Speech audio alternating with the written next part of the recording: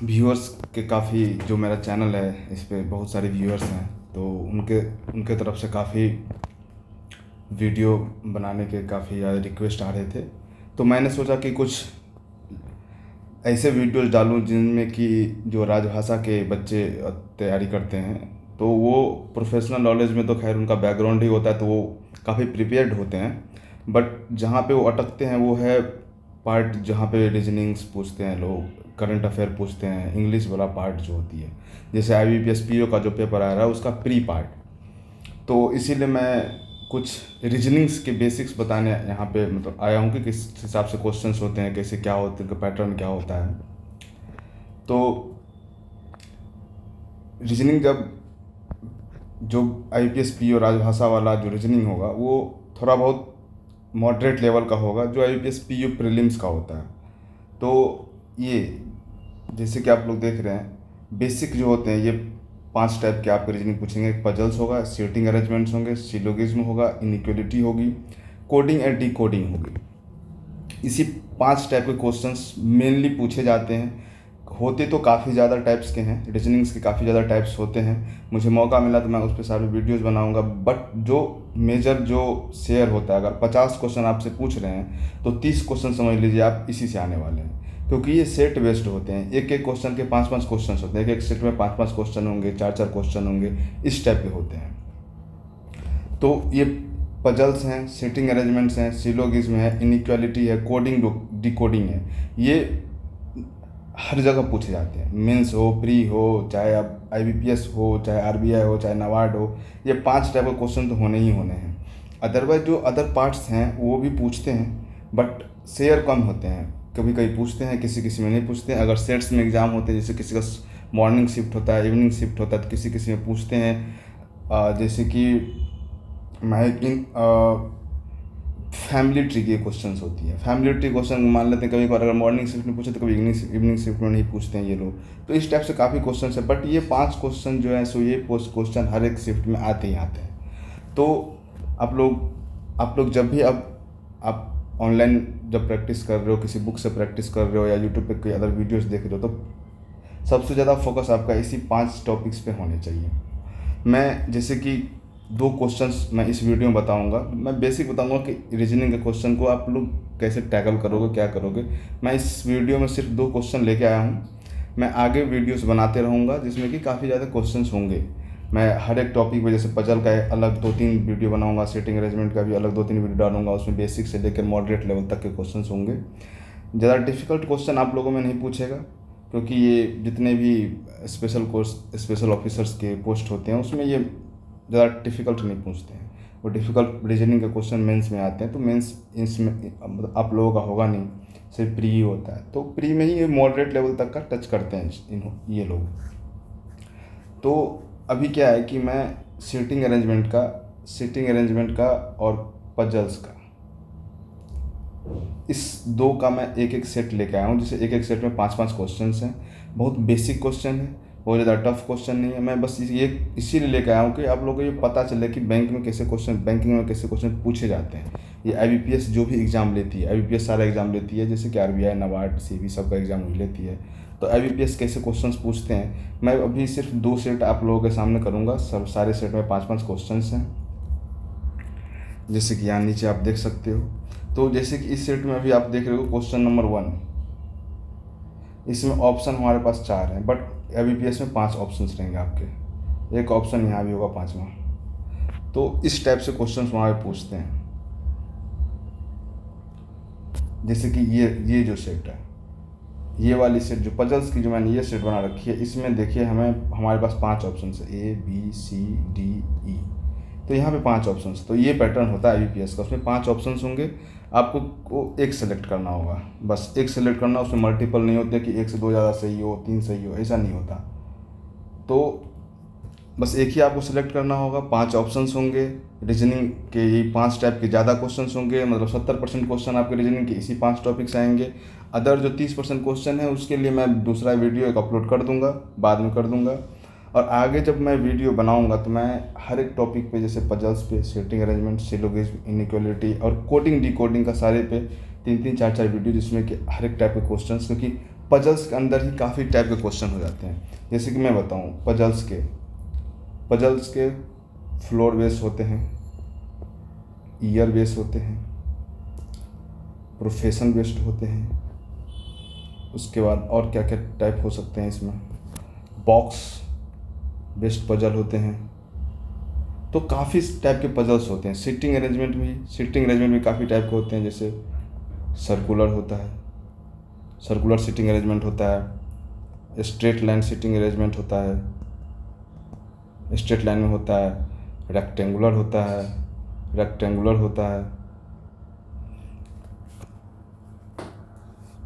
Rectangular sitting arrangement होता है। उसके बाद इन सर्कुलर अरेंजमेंट में इसके स्ट्रेट लाइन में इसके भी पार्ट्स होते हैं, जिसमें सर्कुलर अरेंजमेंट में जब सर्कुलर सिटिंग अरेंजमेंट में आप देखोगे तो कुछ लोग सेंटर की तरफ फेस करके बैठे होते हैं, कुछ लोग अपोजिट सेंटर के अपोजिट फेस करके बैठे होते हैं। इसमें कुछ लोग नॉर्थ में होते हैं जो स्ट्रेट लाइन में होते हैं, कुछ लोग साउथ में होते हैं। तो इस टाइप के होते हैं। रेक्टेंगल में भी ऐसे ही होते हैं, कुछ लोग साइड्स पे बैठे होते हैं, कुछ लोग कॉर्नर पे बैठे होते हैं। तो इस टाइप के होते हैं। जैसे कि मैं इसको इरेज करूँगा, मैं कोशिश करता हूँ कि थोड़ा सा मैं दिखा दूँ सिटिंग अरेंजमेंट के कुछ कि कैसे कैसे क्वेश्चंस होते हैं, क्योंकि सिटिंग अरेंजमेंट में थोड़ा सा मैं यहाँ पे डेमोन्स्ट्रेशन दे सकता हूँ, क्योंकि उसके लिए क्वेश्चंस की ज़रूरत नहीं पड़ती। बट जितने भी टाइप्स हैं उसको मैं डेमोन्स्ट्रेट नहीं कर पाऊँगा, क्योंकि मुझे क्वेश्चन की ज़रूरत पड़ेगी। अगर सिटिंग अरेंजमेंट हम लेकर चलते हैं तो सर्कुलर में आपको मान लेते हैं 8 लोग हैं, 8 लोग को एक सर्कल में इसे बिठाना है। तो आपको कुछ नहीं करना, बस 4 लोग को पहले यहाँ बिठा देना है, फिर 4 लोग को फिर यहाँ बिठा देना है। अब इसमें टाइप हो जाएंगे, कुछ लोग बाहर की तरफ फेस करके बैठे हैं, कुछ लोग सेंटर की तरफ फेस करके बैठे हैं, कुछ लोग बाहर के हैं, कुछ लोग सेंटर की तरफ है। इस टाइप के क्वेश्चंस। तो इसके अंदर भी वैरायटी आ जाती है कि जो मान लेते हैं कि हमारे पास 8 लोग हैं, उसको बिठाना है, 8 पीपल हैं, उनको बिठाना है। ये हो सकता है कि आपको क्वेश्चन में ये भी एडिशन में दे रखा हो कि 8 पीपल क्या क्या पहन रखे हैं, या 8 पीपल का क्या क्या प्रोफेशन है, वो क्या क्या करते हैं, या उन्हें क्या क्या पसंद है, लाइक डिसलाइक कुछ भी ऐसा। तो इस टाइप से दे सकते हैं आपको। ये हो गया सर्कुलर का पार्ट। अभी हम लोग देखेंगे कि एक और टाइप होता है, जैसे कि मैंने बताया स्ट्रेट लाइन। स्ट्रेट लाइन में भी होता है ऐसे ही। स्ट्रेट लाइन में मान लेते हैं 8 पीपल को ऐसे बिठाना हमें, 3 3 6 7 8, ठीक है। अब 8 पीपल को बिठाने हैं, इसमें कुछ लोग नॉर्थ हो सकते हैं, कुछ लोग साउथ बैठ सकते हैं, कुछ लोग नॉर्थ। तो बेसिक क्वेश्चंस जो होते हैं वो आपको सिर्फ एक डायरेक्शन के होंगे। जैसे ये डायरेक्शन डिफरेंट अगर इंक्लूड करता है, मतलब आपकी डिफ़िकल्टीज बढ़ा रहे हैं। जैसे सर्कुलर अरेंजमेंट में अगर आपको कुछ फेस बाहर करके हैं, कुछ सेंटर की तरफ है, तो आपकी डिफ़िकल्टी बढ़ा रहे हैं। अगर सिर्फ हमें ए बी सी डी को सिर्फ बिठाना है, मतलब आप, और सिर्फ एक डायरेक्शन में बिठाना है, मतलब आप इजी लेवल पे हो। यही आपका डायरेक्शन चेंज कर देगा तो फिर मॉडरेट लेवल में चला जाएगा। फिर ए बी सी डी क्या पहन का है, किस कलर का कपड़ा पहन का है, मान लेते हैं ये रेड पहन का है, ये ब्लू पहन का है, ये ग्रीन पहन का है, तो थोड़ा मॉडरेट लेवल से भी थोड़ा ऊपर चला जाता है ये। तो इस टाइप के क्वेश्चंस होते हैं हमारे सेटिंग अरेंजमेंट में, जो स्ट्रेट लाइन के हैं, जो सर्कुलर के हैं। और एक रेक्टेंगुलर जो होते हैं, रेक्टेंगुलर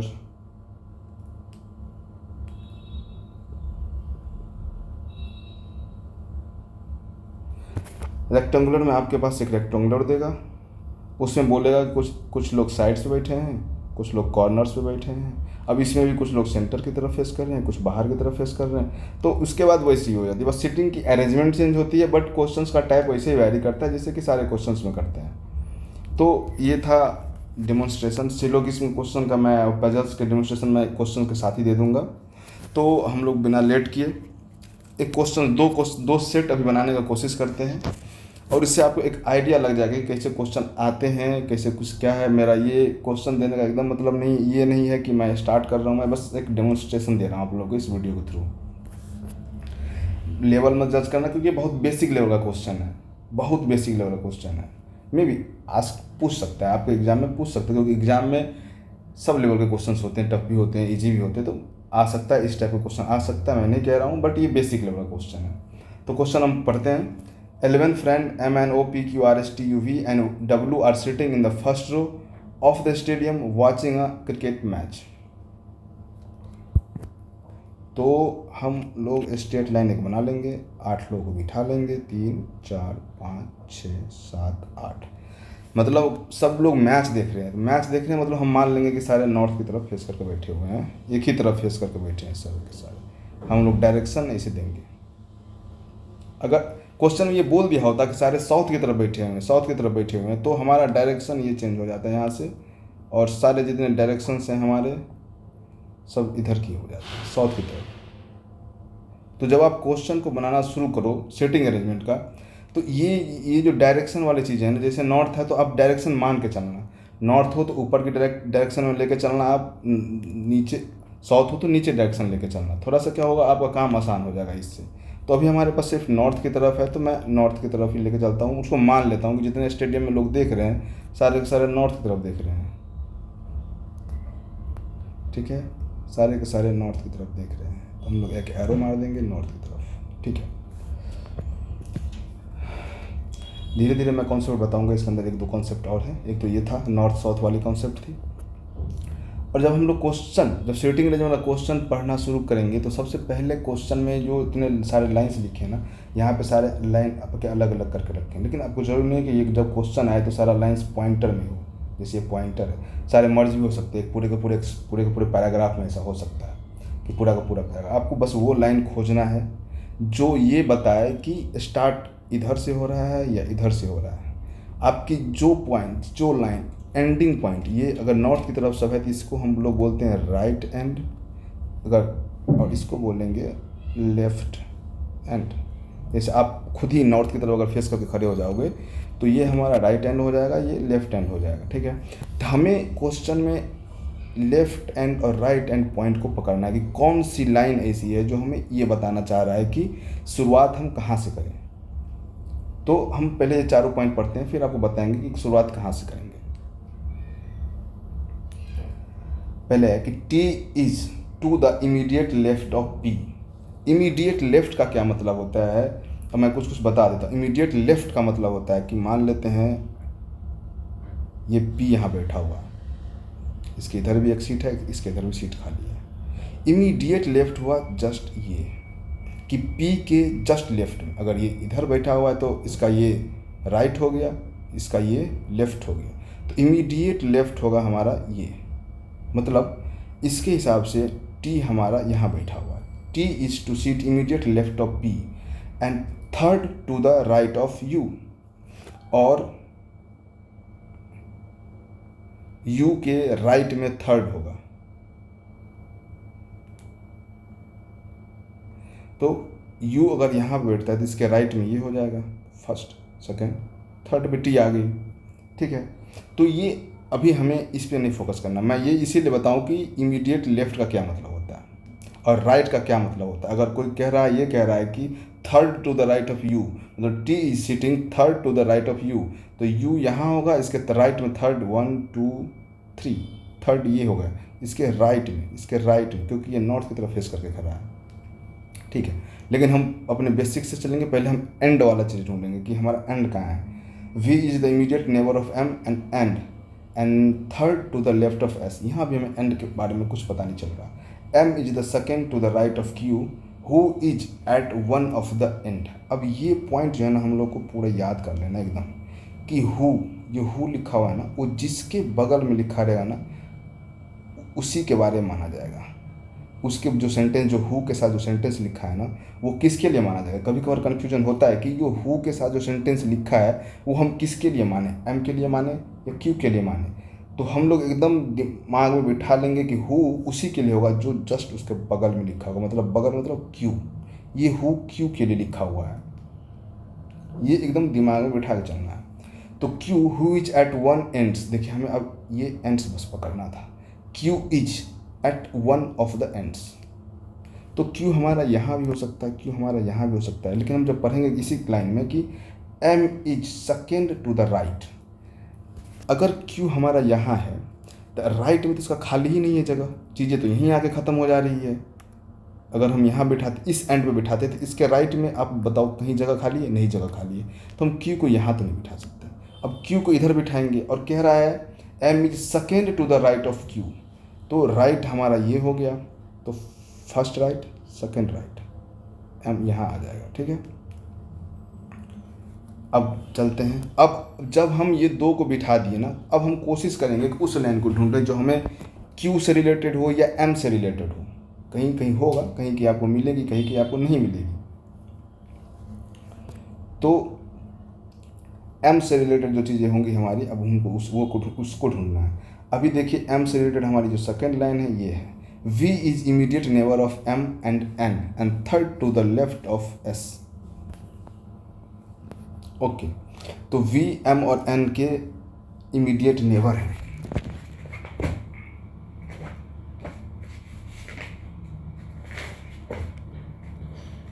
तो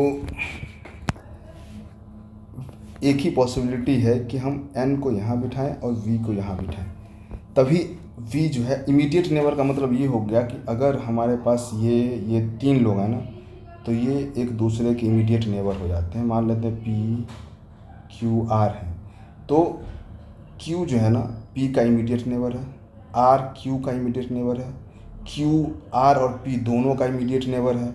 तो ये चीज़ें बेसिक चीज़ें मैं क्वेश्चन के साथ बताते चला जाऊँगा, आप लोग याद करते चले जाओगे। अभी जैसे कि मैं यहाँ पे थोड़ा मिटा देता हूँ उसको। ठीक है, मैं फिर से क्वेश्चन पढ़ता हूँ कि V is the immediate neighbour of M and N। मतलब अगर हम V को यहाँ लेते हैं तो हमारे पास M या N यहाँ होना चाहिए, हमारे पास M या N यहाँ होना चाहिए, यहीं होना चाहिए। यही पॉसिबिलिटी एक बनती है और दूसरी कोई पॉसिबिलिटी ही नहीं है। तो अब देखो कि क्या है कि हमारे पास M यहाँ है, अगर हम ये वाला लेते हैं कि M के लेफ्ट में V को बिठाते हैं तो हमें N यहाँ बिठाना पड़ेगा V के लेफ्ट में, लेकिन ये तो जगह ऑक्यूपाइड है Q से।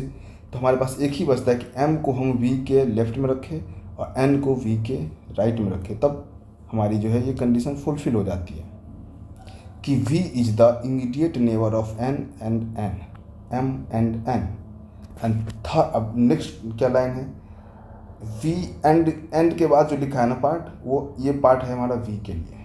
ठीक है, क्योंकि सारे लाइन एक जैसे हैं, यहाँ पे हु नहीं है। And V is the immediate neighbour of M and N and third to the left of S।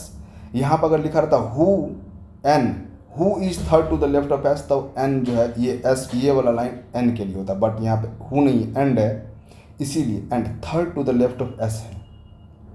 तो हम S के थर्ड लेफ्ट में V को बिठाएंगे, फर्स्ट सेकंड थर्ड। S अगर यहाँ बैठेगा तभी ये पॉसिबिलिटी है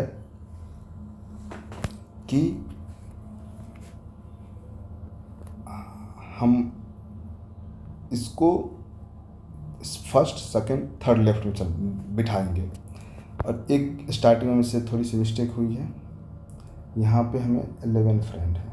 ओके ठीक है, बट चीज़ें ऐसे ही रहेगी, इसमें कोई बदलाव नहीं होगा क्योंकि अभी तक हम लोगों ने बहुत सही चीज़ों को फॉलो किया है। मान लेते हैं 11 है, 3 4 5 6 7 8 9 10 11।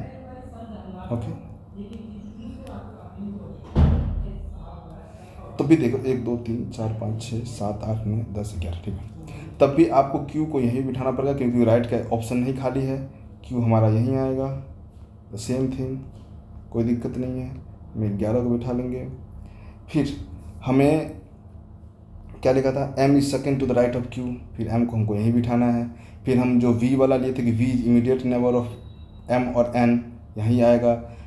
V जो है सो S के थर्ड में है, जैसे हमारा कहाँ था, this one, third to the left of S, तो फर्स्ट सेकेंड थर्ड S यहाँ पे आ जाएगा जिसके कि लेफ्ट में थर्ड पे V है।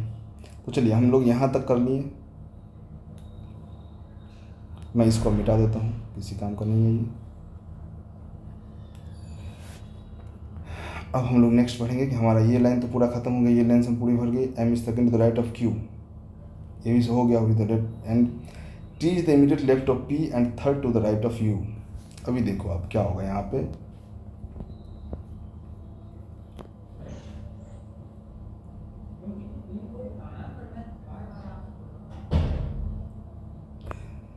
T is to the immediate left of P and third to the right of U। अब हमारे पास P को बिठाने के लिए P is the immediate left of T is the immediate left of P, तो P का immediate left ये हो गया, तो T हमारा यहाँ बैठेगा। मतलब हमें 2 सीट इकट्ठे चाहिए, हमारे पास तो पी तो यहाँ नहीं आ सकता, पी यहाँ नहीं सकता, तो पी एक तो यहाँ आ सकता है, ठीक है, पी यहाँ भी आ सकता है, पी यहाँ भी आ सकता है। अब देखो, तो पी अगर यहाँ आता है तो टी हमारा यहाँ आ जाएगा, अगर पी यहाँ आता है तो टी यहाँ आ जाएगा, पी यहाँ आता है टी यहाँ आ जाता है, इमीडिएट लेफ्ट, इमीडिएट लेफ्ट। ठीक है, तो हमारे पास ये 3 पोजीशन है, इस 3 पोजीशन को हम याद रखेंगे इसके थ्रू। अभी नेक्स्ट पढ़ेंगे कि T is the immediate left of P and third to the right of U. मतलब कि हमें यू ऐसा जगह बिठाना है, अगर मान लेते हैं हम यू, अब पहले हम यू को बिठाएंगे, यू के थर्ड राइट में टी है, अगर हम यू यहाँ बिठाते, फर्स्ट सेकंड थर्ड का स्थान खाली नहीं है, वैकेंट नहीं है, तो यू यहाँ तो नहीं बैठेगा। यू के पास एक ऑप्शन बचता है कि हम यहाँ बिठा दें और फर्स्ट सेकंड थर्ड राइट पे हम बिठा दें आपको टी को, और टी बिठाएंगे तो टी के जस्ट बगल में पी आना चाहिए, क्योंकि पी के इमीडिएट लेफ्ट में टी होना चाहिए। तो हमारे पास ये एक है, क्यू के बगल में हमें चाहिए थी 4 प्लेसेस, यू के बगल में, क्योंकि यू के जस्ट थर्ड राइट में टी है, तो हमें चाहिए यू के जस्ट राइट में 3 प्लेसेस। यू के लिए एक ये भी जगह था, बस एक और ये पॉसिबिलिटी थी यू के लिए, तो हम ये पॉसिबिलिटी ऊपर में एक बार लेकर चल लेते हैं आपको सुविधा के लिए, ठीक है, कि अगर यू यहाँ बैठता है तो थर्ड राइट इसका हो जाएगा फर्स्ट सेकंड थर्ड टी, लेकिन टी के बगल में हमें पी चाहिए ही चाहिए, जो कि पॉसिबल ही नहीं है, जगह ही खाली नहीं है, तो हमारा ये पॉसिबिलिटी खत्म हो जाती है। तो यही सही है, जो भी बना है वो सही है। अब देखते हैं लास्ट लाइन बच गया हमारे पास, R is sitting next to the right of P, next right, immediate right, ये दोनों एक ही लाइन है, sitting next to the right of P, और इमीडिएट अगर लिखा रहे हैं तो भी यही एक ही बात हुआ कि ये इसके राइट में आर बैठा हुआ है, and P is second to the right of O, और पी जो है ना सेकेंड राइट है, फर्स्ट सेकेंड, तो ओ हमको यहाँ बिठाना पड़ेगा, तब ये सेकेंड राइट हो जाएगा, फर्स्ट राइट सेकेंड राइट। अब ओ को हम यहाँ नहीं बिठा सकते क्योंकि इसका राइट खाली ही नहीं है, सेकेंड राइट तो वी बैठा हुआ है, तो ओ को हम यहाँ तो नहीं बिठा सकते। तो ये सब चीज़ें आपको ध्यान में रखनी है। अब जो बच गया हमारा वो यहाँ आ जाएगा, जो बच गया, क्या बच गया, Q M N O P Q R S T U बच गया, भी दो गया, क्या बच गया, डब्ल्यू बच गया। चलिए ये हमारा पूरा हो जाता है। अब हम लोग क्वेश्चन पे आएंगे, क्वेश्चन कैसा पूछता है, who is sitting in the centre of the row, तो रो के सेंटर में 11 लोग बैठे हैं, तो 5 लोग यहाँ से हटा देंगे, 5 लोग यहाँ से हटा देंगे, बच गया यू, मतलब fourth option. Which of the following people are sitting to the right of S, O T P R, तो ये हमारा हो जाएगा सेकेंड ऑप्शन।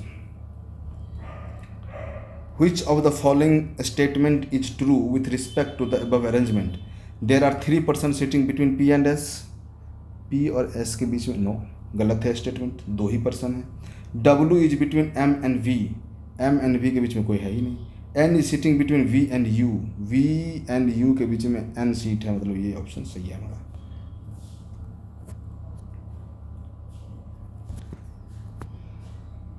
चौथा क्वेश्चन है, who are immediate neighbour of T, immediate neighbour of T हो गया हमारा, इमीडिएट नेबर एक पी भी है एक ओ भी है। अब वो राइट में हो लेफ्ट में हो, इमीडिएट नेबर तो होगा, नेबर मतलब जस्ट इमीडिएट, अब चाहे लेफ्ट में हो राइट में हो, तो हमारा हो गया आपका ओ पी फर्स्ट ऑप्शन इसका सही होगा। If Q and P, O and M, M and D and W and R interchange their position, क्या क्या इंटरचेंज कर रहे हैं हम लोग, क्यू को पी से, ओ को एन से, एम को टी से, डब्ल्यू को आर से, their position, then which of the following pairs of friends is sitting at the ends, तो दोनों एंड्स पे कौन बैठे रहेंगे हमें ये पता लगाना है, तो हमें देख लेते हैं। क्यू को स्विच करना है पी से, तो स्विच कर देते हैं, पहले इसको हम लोग रिमूव करते हैं, थोड़ा सा सही बनाते हैं साफ सुथरा, तो पी को रिमूव करते हैं क्यू से, पी हमारा ये है, क्यू हमारा ये है, तो पी को रिमूव करते हैं, यहाँ पर आ जाएगा क्यू, यहाँ पर आ जाएगा पी, ठीक है। ओ को करते हैं एन से, ठीक है, एन यहाँ आ जाएगा, ओ यहाँ आ जाएगा, एम को करते हैं टी से, ये हो गया, ये हो गया। एम को करते हैं टी से, तो ये यहाँ से हट जाएगा, यहाँ से टी आ जाएगा, यहाँ पे एम आ जाएगा। डब्लू को करेंगे हम लोग आर से। तो इस क्वेश्चन को करने के लिए हमें सिर्फ ये पहली वाली और दूसरे वाली की ज़रूरत थी। तो बताएंगे, अभी क्वेश्चन पढ़ेंगे तो पता चलेगा आपको। एम को करेंगे टी से हो गया, डब्लू को करेंगे आर से, मतलब यहाँ पे हमारा आर हो जाएगा, यहाँ पे हो जाएगा डब्लू। क्वेश्चन क्या कह रहा है कि हमारे अब नए अरेंजमेंट में दोनों एंड पे, एक राइट एंड पे और लेफ्ट एंड पे कौन कौन सा है, मतलब पी और डब्लू की बस तलाश थी हमें। तो हमारा थर्ड ऑप्शन सही है। ठीक है, अब एक क्वेश्चन मैं लास्ट करके ख़त्म करूँगा क्योंकि वीडियो काफ़ी लंबा बनते चला जा रहा है। ये पजल का क्वेश्चन है, फ्लोर बेस्ड पजल का क्वेश्चन है। जैसे इसकी भी कुछ बेसिक्स में क्वेश्चन के साथ ही बता दूंगा आपको। जैसे 9 person are sitting in a 9 storey building, जैसे ही 9 स्टोरी बिल्डिंग होगा, 9 फ्लोर वाले बिल्डिंग होगा, कुछ भी ऐसा दिखे तो सबसे पहले आपको तो ऐसे बक्सा बना लेना है, उसमें 9 बक्से भर देने हैं, 3 4 5 6 7 8 1 2 3 4 5 6 7 8 9, ठीक है, 1 2 3 4 5 6 7 8 9, ठीक है। और जैसे ही फ्लोर वाला होगा तो आप सब जानते हैं कि सबसे नीचे वाले फ्लोर को 1 देंगे, इसमें ये लिखा होगा the lowest floor is numbered 1। अब से 1 2 3 4 5 6 7 8 9, तो ये हमको पहले फिल कर दें। जैसे फ्लोर वाली क्वेश्चन दिखेगी, हमें सबसे पहले जितने फ्लोर का होगा फ्लोर बना के उसको नंबर 1 से लेकर, अगर ग्राउंड फ्लोर, अगर सबसे नीचे फ्लोर कह रहा है क्वेश्चन में, तभी हम लोग 0 पे जाएंगे, सबसे नीचे वाला फ्लोर 0। अगर नहीं कह रहा है तो उसके 1 से स्टार्ट करेंगे, 9 तक जाएंगे। आधी क्वेश्चन हमारी यहीं ख़त्म हो जाती है फ्लोर वाले में। अब हम सबको बिठाते चले जाएंगे पी। अब इसमें भी एंड का थोड़ा सा ध्यान रखेंगे, थोड़ा सा क्या ध्यान रखना ही है कि जो क्वेश्चन आपको ये बता दे कि ऊपर से तीसरे पे है, नीचे से चौथे पे है या मिडिल में है, इस टाइप से, कि जिसके ऊपर में कोई नहीं है, जिसके नीचे में कोई नहीं है, तो ये सब क्वेश्चन हमें एंड बताता है। जैसे कि मान लेते हैं कि हमें ऐसे जगह बिठाना कि मेरे ऊपर नहीं है, कोई नहीं है, मतलब कि हम 9th फ्लोर पे हैं, हमारे नीचे कोई नहीं है, मतलब हम फर्स्ट फ्लोर पे हैं, हमसे ऊपर सिर्फ 2 है, मतलब हम 7वें पे हैं, हमसे नीचे सिर्फ और सिर्फ 3 है, मतलब हम चौथे नंबर पे हैं, तो 3 है यहाँ पे बस। तो इस टाइप के लाइन को हमें पकड़ना है, आप लोग को धीरे धीरे पता चलेगी। तो P stage on an odd numbered floor but neither on the top most floor nor on the lower most floor, मतलब पी ऑड नंबर फ्लोर पे बैठेगा तो ये यहाँ यहाँ यहाँ यहाँ यहाँ बैठ सकता है, लेकिन बट ये कह रहा है कि ना ही ये टॉप पे बैठेगा ना ही लोएस्ट पे बैठेगा। तो इसके लिए बस अब 3 जगह हमारे लिए खाली बच गई। एक तो या तो 3rd पे बैठेगा पी, 5th पे बैठेगा पी, या 7th पे भी बैठेगा। बस ये 3 पॉसिबिलिटी पी के लिए है। तो थोड़ा सा आगे बढ़ेंगे तो हम अगर केस लेके चले, अगर आप लोग थोड़ा सा बेसिक्स हो तो मैं थोड़ा बेसिक से लेके चलता हूँ, क्योंकि वो वाला जो भी मैं बता रहा था थोड़ा सा जो बहुत प्रैक्टिस करोगे आप तब आपको उतने से काम चल जाएगी, बट हमें नहीं लग रहा कि अभी चलेगी आपकी काम।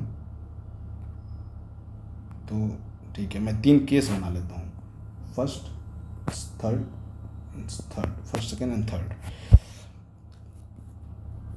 तो हमें क्या बिठाना है, पी को बस ऑड पे बिठाना है, मतलब पी के लिए हमारे पास ये जगह खाली है, हमारे पास ये जगह खाली है, पी के लिए बस ये जगह खाली है, बस ये 3 जगह खाली है। बस आगे देखते जाइए, आप समझ में आ जाएगा। Only 2 person stage between P and L. तो हम क्या करते, अभी हम लोग को थोड़ा सा पजल में यही है कि थोड़ा सा अपना दिमाग लगा के सोचना होगा कि क्वेश्चन कहना क्या चाह रहा है और कैसे हम इसको अपने पजल्स में इसको अरेंज कर सकते हैं। पी और एल के बगल में 2 लोग बैठ, पी और एल के बीच में ओनली 2 पर्सन स्टेड, ठीक है, पी और एल के बीच में। अगर हम पी लेते हैं 7th प्लेस पे, ठीक है, तो हमारा क्या होगा कि पी मान लेते हैं, पहले हम लोग अभी 7th प्लेस पे नहीं रखते, पहले इसे लिखते हैं कि पी और एल के बीच में 2 लोग हैं। अगर पी एल के ऊपर है, एक केस हमारा ये भी तो हो सकता है कि एल पी के ऊपर हो, तो ये 2 केस हो सकता है। इस दोनों केस में देखो पी और एल के बीच में 2 लोग हैं, 2 लोग हैं, 2 लोग का मैं जगह छोड़, एक ये जगह छोड़ा है, एक ये और एक ये, तो 2-2 है। तो पी ऊपर भी हो सकता है, एल भी ऊपर हो सकता है पी के, पी भी ऊपर हो सकता है एल के। अभी कुछ ऐसा इन्फॉर्मेशन नहीं कह रहा है कि कौन ऊपर है। अब बताओ, अब आगे पढ़ेंगे पता चल जाएगा। M stays 2 floors above L. अभी ये लाइन हम लोगों को समझना है, 2 फ्लोर्स अबव का मतलब होता है कि ऐसा नहीं कि हम m और l के बीच में 2 फ्लोर छोड़ देंगे। 2 फ्लोर्स अबव मतलब अगर l 7th फ्लोर पे है तो m कहाँ पे होगा, 9th फ्लोर पे, ये होगा 2 फ्लोर अबव। अगर l 2nd फ्लोर पे है तो 2 फ्लोर अबव कितना होगा, 3rd एंड 4th, मतलब 4th पे बैठेगा l, मतलब जो भी हो यहाँ पे m बैठेगा। m stage 2 floor above l, मतलब अगर l हमारा 2nd पे है तो m 4th पे होगा। इस तरह से ये होता है स्टेज 2 फ्लोर अबव। अगर ये कहता है कि there are 2 floors between l और m, l एंड m, तब l अगर यहाँ बैठता 2nd पे तो m हमारा 5th पे बैठता, तब यहाँ पे जाकर 2 फ्लोर होता बिटवीन दोज। बट अभी क्या कह रहा है, m stage 2 floors above l, मतलब अगर l हमारा 2nd बैठेगा ना तो m 4th पे बैठेगा, ऐसा है। बट अभी कहाँ बैठ रहा है पता नहीं चल रहा, तो हम लोग इस वाले में अभी कुछ करने का कोशिश करेंगे। m stage 2 floor above l, अगर l यहाँ पे है ना तो इसके हिसाब से जैसा क्वेश्चन कह रहा है ना, कुछ क्वेश्चन के हिसाब से एक फ्लोर छोड़ के m हमारा यहाँ होगा, और जो दूसरा हमारे पास ये केस है इसमें एक बीच में छोड़ के m यहाँ होगा, ठीक है। q stays immediately below m, immediately below m मतलब जस्ट m से नीचे, तो m और l के बीच में बस एक जगह खाली था यहाँ पे, तो q यहाँ आएगा। यहाँ पे भी m और l के बीच में बस एक जगह खाली है तो q यहाँ आ जाएगा। अभी देखो कि क्या केस बने। अब इस दोनों केस को हम लोग यहाँ पर डालना शुरू करेंगे, कोशिश करेंगे कहाँ कहाँ डाल सकते हैं। पहले तो p, अगर हम p 3 जगह पे आ सकता है तो p को पहले हम यहाँ बिठाते हैं, तो m q और l। इसके लिए दूसरा कलर सोच रहा हूँ मैं ले लूँ, आप लोग समझने में थोड़ी आसानी होगी। तो p को मैं यहाँ ले लेता हूँ, तो पहला केस से, फर्स्ट केस से हमारा m यहाँ बनेगा, q यहाँ और l यहाँ बनेगा, ठीक है। पहले केस को भी हम एक जगह और सजा सकते हैं। अगर p हमारा 5th पे है, p हमारा अगर 5th पे है तो m यहाँ होगा, q यहाँ होगा, l यहाँ होगा, ठीक है। अब देखो कि p फर्स्ट केस में, इस केस पे p हमारा जो है सो 3rd पे नहीं आ सकता, क्योंकि इसके नीचे हमें 3 जगह चाहिए। बट अगर p को अगर हम यहाँ लिख देते हैं चलो, तो इसके नीचे 3 जगह चाहिए हमें, लेकिन है नहीं, सिर्फ 2 जगह खाली है, तो p यहाँ पे तो नहीं हो सकता। मतलब फर्स्ट केस का सारी पॉसिबिलिटी हमें ले ली है। अब सेकेंड केस का देखेंगे।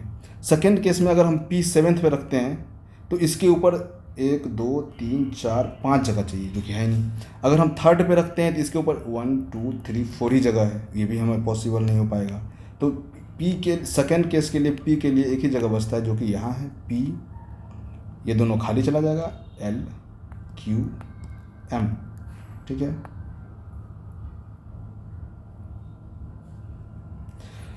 अब देखो हमारे पास 3 केसेस बन गए। अब तुरंत 2 केस आराम से कट जाएगा। अभी आगे पढ़ो। q stays immediately below m, ये भी हमारा हो गया लाइन, सॉरी।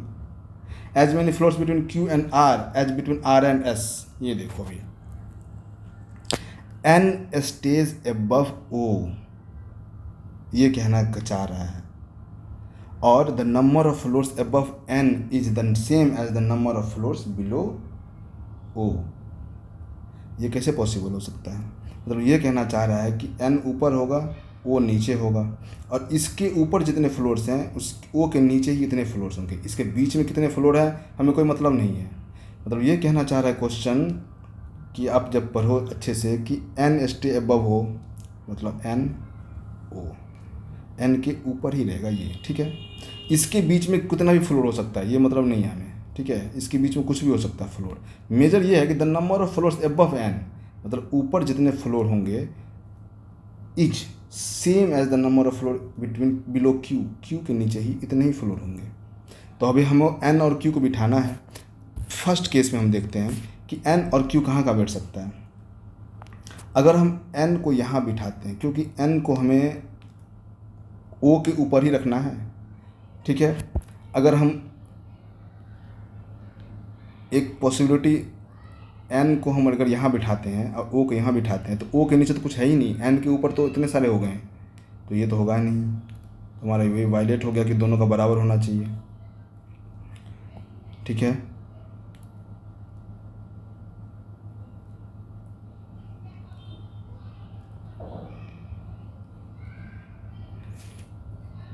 तो एक केस हम ये बन सकता है कि हम एन को यहाँ बिठाएं,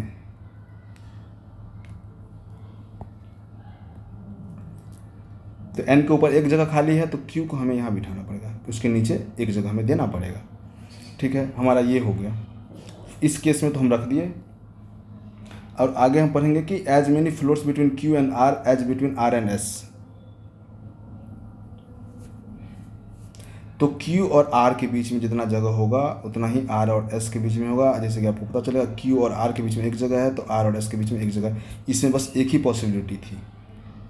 आप पॉसिबिलिटी चेक कर सकते हो, अगर पॉसिबिलिटी चेक करना हो तो। अगर हम आर को यहाँ बिठा देते ना तो क्यू और आर के बीच में 3 जगह हो जाता। एस के लिए ऐसा जगह ही नहीं था, एस जो कि हमें आर और एस के बीच में 3 जगह ले। तो हमारा जो पहला केस है ना, इसी से हमारे सारे आंसर्स आ जाएंगे। तो हम इस दोनों केस को भी ख़त्म कर देंगे। जो बच गया हम 9th फ्लोर पे उसको बिठा देंगे। जो हमारा बच गया है, हमारा बचा कौन सा है, एल एम एन ओ बच गया, ओ यहाँ पे आ जाएगा। ठीक है, तो हम क्वेश्चन पे अब चलते हैं।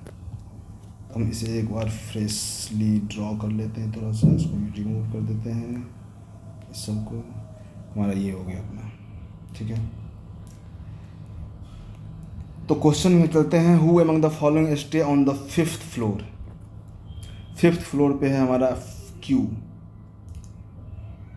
तो क्यू ऑप्शन में नहीं है लेकिन ऑप्शन स्टेटमेंट है। The one who stays 3 floor below N, first second third, मतलब Q 3 floor below, first second third. 3 floor above 3 floor below, मैं बोला हूँ कि जस्ट 3 गिन लेना है, काउंट कर लेना है। अगर ये नहीं बोल रहा है कि उसके बीच में 3 फ्लोर है तब क्यू को यहाँ होना चाहिए था, अगर 3 बनता तो। लेकिन 3 फ्लोर है तो हमको जस्ट काउंट कर लेंगे, 1 2 3, तो क्यू है अपना आंसर। मतलब कि हमारा ये ऑप्शन सही है। 5th फ्लोर पे वो बैठा है जो एन के नीचे तीसरे पे है। Which of the following statement is true with respect to the final arrangement. L stay on the 4th floor. L कहाँ है, 4th फ्लोर पे, सही है। N stay 3 floors above Q, Q के 3 फ्लोर अबव एन है, B statement भी सही है। R stays above S, R S के ऊपर है, एस यहाँ है, आर यहाँ है, तो ये भी सही है। मतलब ऑल आर ट्रू, हमारा डी ऑप्शन सही होगा। Four of the following 5 are alike in a certain way as per the given arrangement and hence form a group. Find one that doesn't belong to that group. N और O में, मतलब ये कहना चाह रहा है कि ये 4 और 5 ऑप्शन है ना, इसमें 4 एक जैसे हैं और एक डिफरेंट है, उसको ढूंढना है हमें, एक डिफरेंट कौन सा। तो एन ओ पहला ऑप्शन है। एन ओ में क्या अंतर है कि ओ जो है सो एन के ऊपर है। ये दोनों, इसमें आप क्या कर सकते हो, एन ओ ऑप्शन है, मतलब एन ओ एक जगह है, आपस में है, इमीडिएट आपस में बैठे हैं एक दूसरे के। पी और आर तो एक दूसरे के एक साथ नहीं बैठे हैं। T and S, T T T T T T P are S T, T तो टी किधर बैठा हम लोगों ने,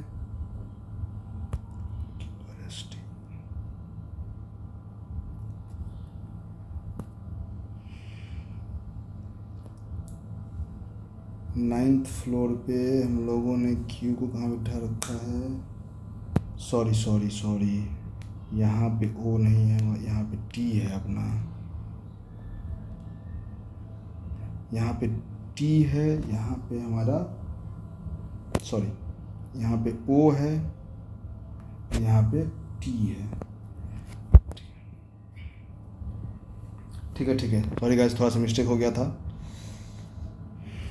अब तो सही हुआ ना कि एन के ऊपर में जितने फ्लोर है, जो ये लाइन कह रहा था हमारा, the number of floors above N and the same as the O, लिखने में थोड़ी गलती होगी। तो एन के ऊपर में एक खाली है तो ओ के नीचे भी एक खाली होगा, तो हमारे पास टी बैठा जो 9th फ्लोर पे बैठेगा। ठीक है guys, sorry for this confusion. तो अभी जैसे कि क्या है कि हम कहाँ पे थे, क्वेश्चन नंबर 3 पे थे। तो एन ओ एक साथ बैठा हुआ है, पी और आर एक साथ तो नहीं बैठा हुआ है, पी 7th पे बैठा हुआ है, आर 3rd पे बैठा हुआ है। टी और एस को देख लेते हैं, टी और एस भी एक साथ नहीं बैठे हुए हैं। एम और एल भी एक साथ नहीं बैठे हुए हैं। एम यहाँ है, एल यहाँ पे है, इसमें टी यहाँ था, एस यहाँ था। एम और आर, एम और आर भी एक साथ नहीं बैठे, मतलब हमारा ऑप्शन सिर्फ एन ओ होगा जो एक साथ बैठा हुआ है। How many persons are staying between T and O, T हमारा 9th पे है, ओ हमारा यहाँ है, तो 1 2 3 4 5 6% बैठे हुए हैं, 6% बैठे हुए हैं, तो 6 C option. As many person stay between N and Q as between S and, N and Q के बीच में कितना आदमी है, एन यहाँ पे हमारा, क्यू यहाँ पे हमारा, एन यहाँ है, क्यू यहाँ, 2 लोग बैठे हुए हैं, तो एस के साथ एल के बीच में 2 लोग बैठे हुए हैं, तो एस के साथ जो है हमारा यहाँ पे एल होगा जिसके बीच में 2 लोग बैठे हुए हैं, तो एल ऑप्शन ये होगा। तो दोस्तों मैंने कोशिश की है किसी तरह किसी हद तक जाके कि मैं समझाने की कोशिश करूँ, थोड़ा बहुत लैक रह गया होगा क्योंकि मेरा फर्स्ट वीडियो है। मैं आगे के वीडियो में जितने भी रह गए होंगे, जो भी क्वेरी आप लोगों की, जो भी सुधार की ज़रूरत होगी, मैं इम्प्रूव करने की कोशिश करूँगा। कुछ कॉन्सेप्ट अगर रह गई है, काफ़ी कॉन्सेप्ट रह गए हैं, मैं तो बस बेसिक आप लोगों को बताने की कोशिश किया हूँ कैसे चीज़ें चलती है। आगे के सारे क्वेश्चन में अच्छे से कॉन्सेप्ट क्लियर करूँगा, अच्छे वीडियोस लेकर आऊँगा, अच्छे तरीके से डील करूँगा सारी चीज़ों को। तब तक के लिए बहुत बहुत धन्यवाद, बाय। शेयर ज़रूर करेंगे आप लोग इस वीडियो को, अपने दोस्तों तक पहुँचाइए जो भी प्रिपरेशन कर रहे हैं इन सब चीज़ों का। Thank you.